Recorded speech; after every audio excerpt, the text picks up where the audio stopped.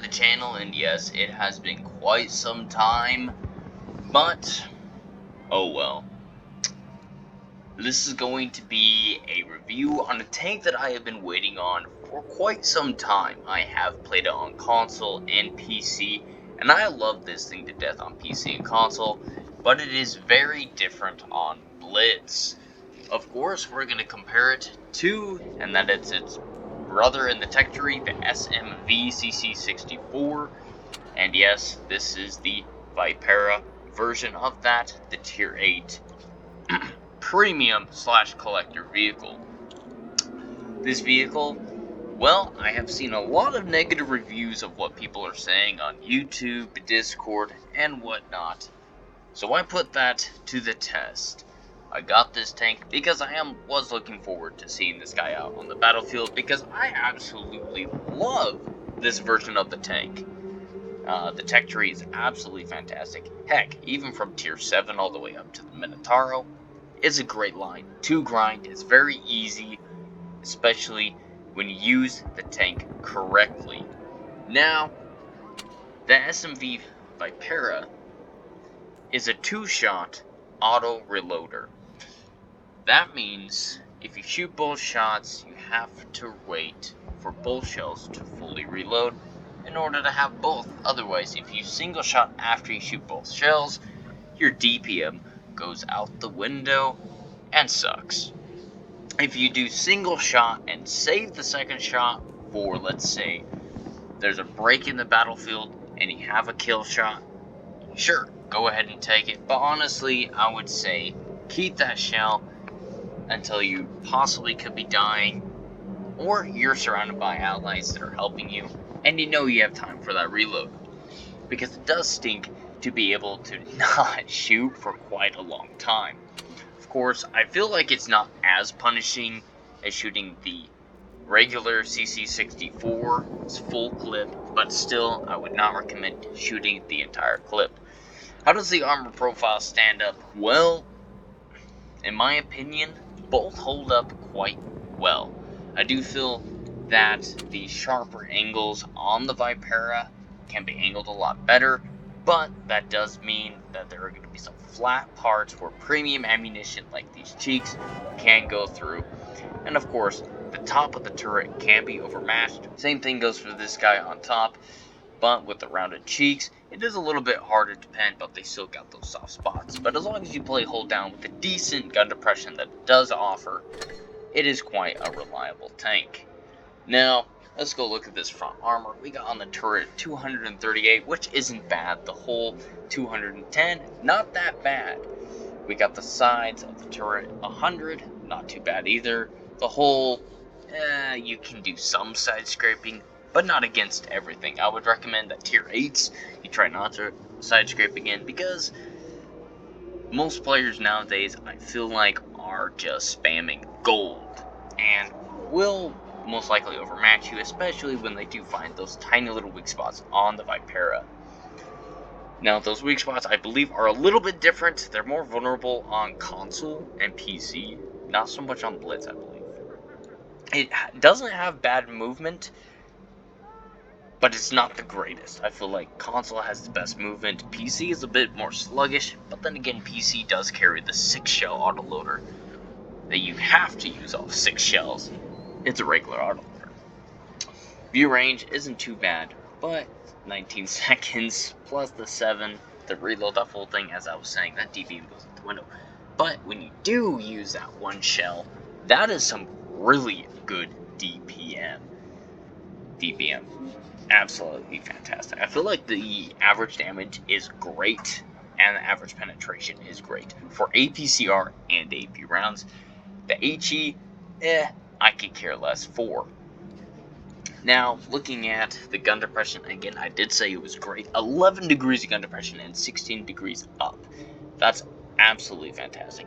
Now, the gun turn is 60 degrees. Not bad, not terrible. It does feel a little sluggish, but not as sluggish as some TDs that do have turrets that do not rotate all the way around. Now, if you do want to look at the statistics of this guy, here are the comparison. You can See the little bit of a difference in there? Yes, that DPM is a whole lot worse compared to the collector version. Penetration is quite similar, but you do have some bonuses for that collector vehicle.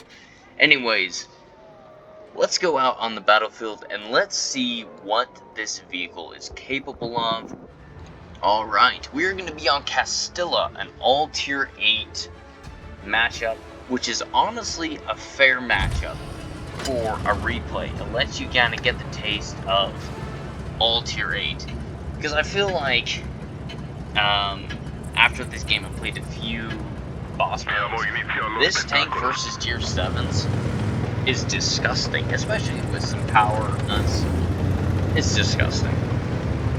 Tier 8 abilities that it has, it feels kind of balanced, and then versus the tier 9s, I feel you still are competitive against those tanks, especially with those APCR premium mounts. Very, very nice rounds. I have had a lot of low rolls and high rolls with this tank. Not so much in the middle, the average damage, but sometimes there are some tanks that just have different results. But anyways, we're going to be going to A side, which we do get that base very quickly. What are we going to do? We're going to go push on top of the hill and get these mediums out of here. Why not? I see that there are 2 tanks on C, 2 main heavies in the KV-4, which are shredding our FB up and knocking trading shots at those guys. The only time you should be doing that is trying to reset the base on C or B, which is a very sneaky spot that, well, is well known in the competitive game.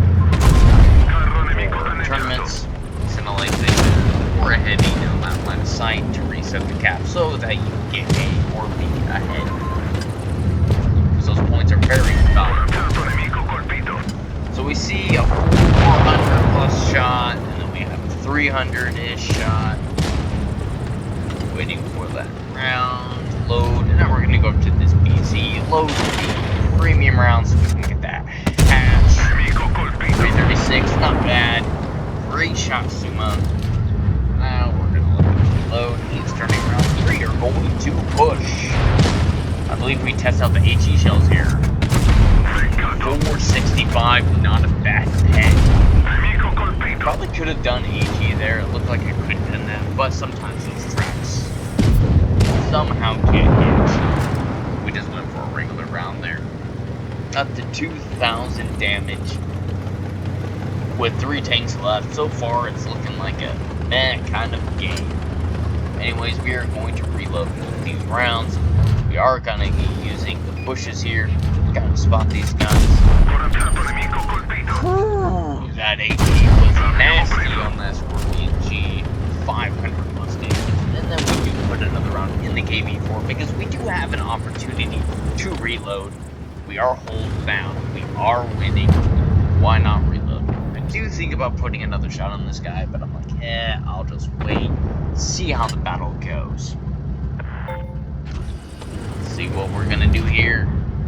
We're at the 3,000 damage. We're gonna load that premium round and max roll for 431 on that premium. And now we are going to drop that boost. We were waiting for that boost so we can boost down faster down the hill. And there it is, top of the turret getting hit, but I wasn't elevated downwards for that. That looked like the ghost shell when I did fire it in the game. But who knows? We would only have to look at the replay. Bad aim. Bad aim.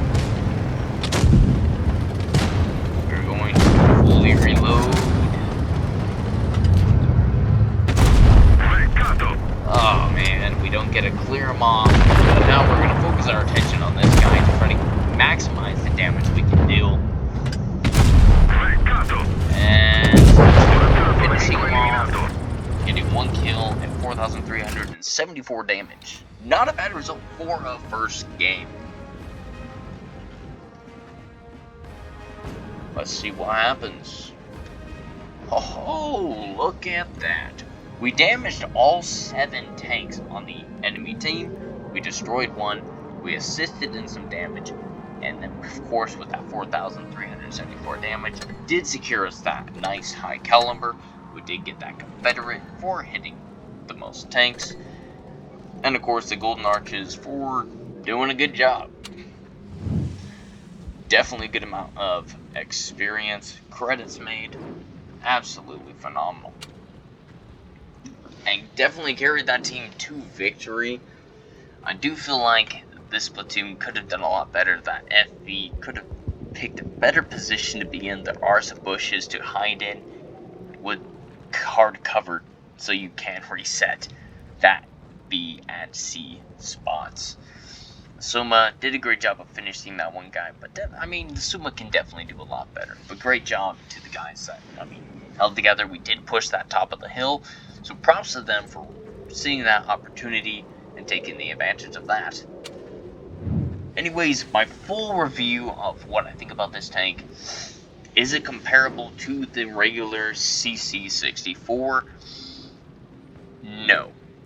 And yes. I feel like its armor profile does hold up to tier 8 and tier 7s versus tier 9. It does struggle a little bit, but that's what happens when you are bottom tier. There are going to be tanks that have higher penetration than what the competition averages out at tier 8. Anyways, is it worth getting? I think if you absolutely love the Minotauro line from tier 7 up, I think it might be worth it for you. It is a very relaxing chill tank that you can take the fight to enemy tanks. It's not a sniper. It is a frontline tank destroyer.